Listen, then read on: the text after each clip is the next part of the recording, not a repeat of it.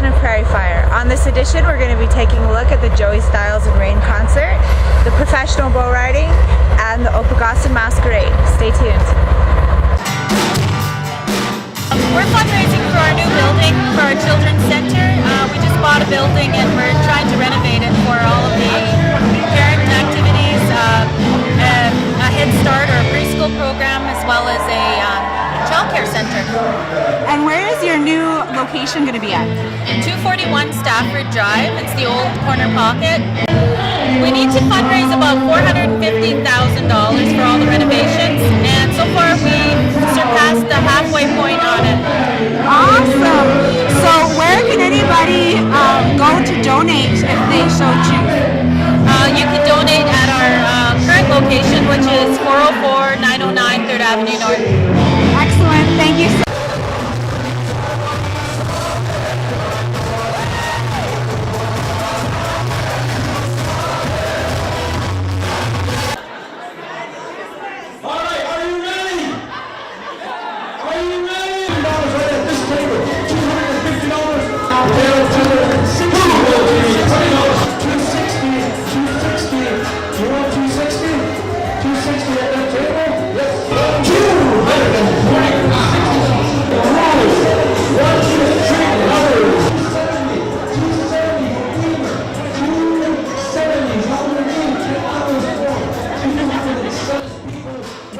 It's for the children, so that's a great cause. To see so many of our community supporting that is a wonderful feeling. I love it. Do you think that this kind of an event should be like an annual thing? Absolutely. It's so fun. I mean, there's a lot of good food, a lot of good people, good prizes, and great music. It should be every weekend, in my opinion. Excellent, thank you. Amen. Many First Nations families also follow the rodeo circuit. I myself have never been to a rodeo, so when the Professional Bull Riding Association came to town earlier in March, I decided that I should go educate myself on that culture, and I had a fabulous time. So I hope you enjoy the first few minutes here of some footage from the PBR.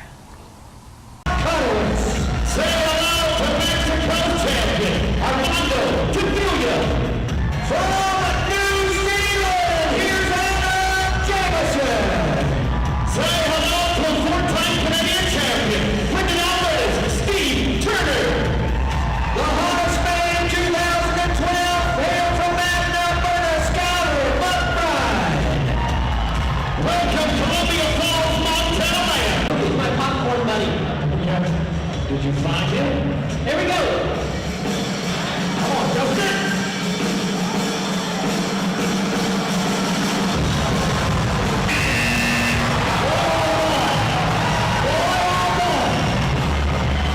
Now, we gotta watch this from back from New South Wales. Come on. Yes!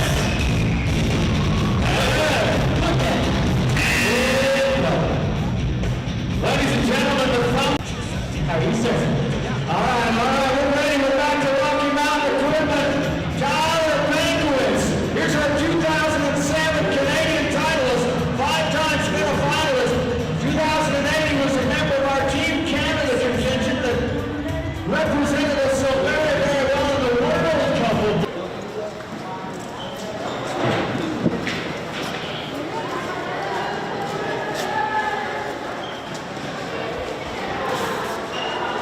Your conferences. Well, our theme this year, I think it's Unite. So it's just to unite all the youth. We're really just trying to bring everybody together and bridge those gaps between race and even location for us, because like reserve, off reserve kind of thing. And we just want to bring everybody together just for a few days and get to know everybody a little bit better. And people come from all over the place, from all different walks of life and whatnot, and it's just really to get our community together and let uncover those issues that we need to uncover that are in our community that affect our youth. So like one of the activities is like suicide. What can you do to prevent suicide in your community? And there's all kinds of workshops that you can go to that teach you a little bit about our Blackfoot culture and stuff like that. And so every workshop that you go to, it provides you with a new skill, and it also addresses bullying and things like that. So that's just really our main concern, is to make help make life better for kids in general. What are your dreams and aspirations? My dreams right now is I'm currently in post-secondary, so my hopes and dreams is to finish post-secondary and coming back to the community and, you know, helping with all sorts of stuff like this, you know, and just being there for the youth pretty much. Excellent, thank you. Turnouts from the last years, you know, the rates have pretty much gone up, and then every year more and more youth are coming out and getting involved with this, and, you know, they're going home wherever they're from, going home with something that they learned and they can pass on to, say, like their little siblings or their younger friends or their friends, family. So, What is the main thing that you hope the youth walk away from with at this conference? I think just a better perspective of who they are as a person, rather than what other people think of them. Because I know growing up between years, it's hard. You have a challenge with self-esteem issues, etc., and so on, peer pressure. And a lot of times when they're making mistakes, it's usually influenced from outside the person. So this conference is about just believing in yourself and really taking it from your perspective and what you want in life. You know, which is happiness is ultimately the answer for a lot of people. Yeah. And if you could go back to when you were 15, what would be the one thing that you could tell yourself? Oh man, if I go back to I was 15, there'd be millions of things I could tell myself. Don't do that, don't go over here and stay home. But I usually did that anyway. I would just, you know, be really close to the culture, be really close to the people who have influenced my life always, and, you know, pay more attention and really understand the message that they're giving. Because I apply a lot of those messages that I got in my teens to my daily life still today. Excellent, thank you. You're welcome.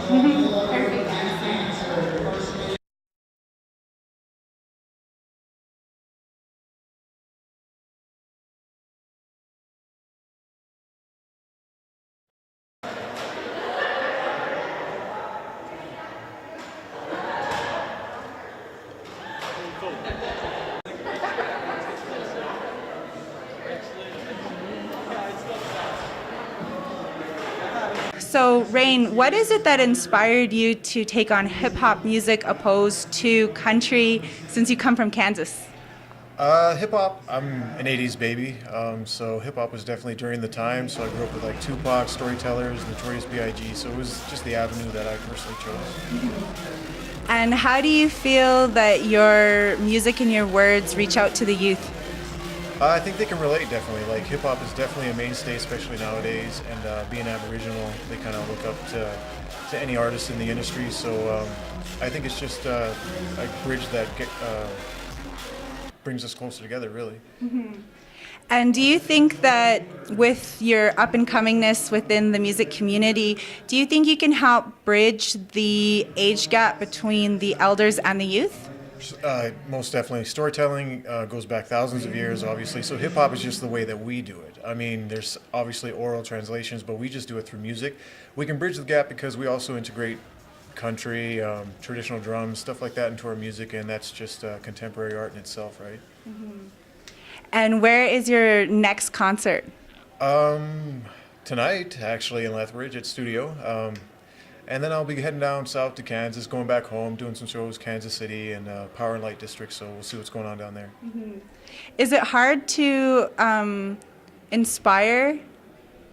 I don't really think so. I mean, if you're yourself, people are going to respond to that. They're receptive. They're going to pick up on that. Your confidence, just the things that you're doing in your life, definitely people that you don't even see or know that are watching are always watching. So it's, you know, it goes hand in hand. So then would you say that the best way to be is just to be in the flow? Sure, you just go with the flow. I mean, have a plan. Having a plan is definitely great, but how you get there is relevant as long as you get there, right? So. Mm-hmm. Awesome, thank you. No problem. That was great.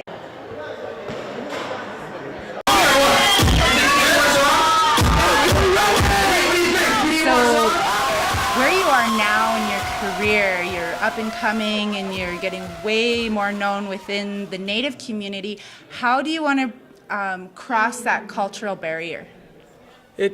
What it takes is takes money, and if you don't have money, it takes time, because time is money. So it's either you got to put the time in or make the investments, and I'm ready to do both. Like this next project coming out, Feather and Rosary, which will be coming on April 7th, 2013.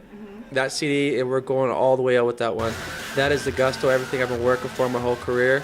We're putting it out, we're following through every single step. There's not going to be any steps that are missed from A to Z.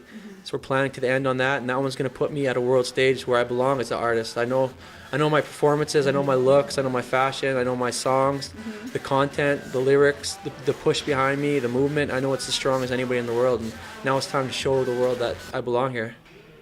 Exactly. Awesome. And when you work with the youth, what is it that you want to inspire within them to take those steps to follow their own dreams?